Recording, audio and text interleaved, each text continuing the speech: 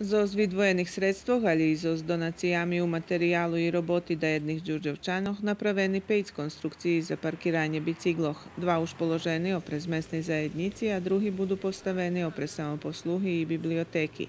Направене и место за паркирање автох у центру Валала.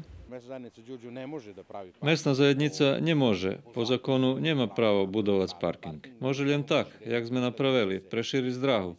Ale je to veľká pomoc, bo tu môžu stanúť 3-4 auta. Druhé nemôžeme zrobiť, že by sme nepotupili zákon. Част општинских средствах вихаснована и за регулование атмосферских водох опрез културно-уметницкого друштва Бранислав Нушич и библиотеки.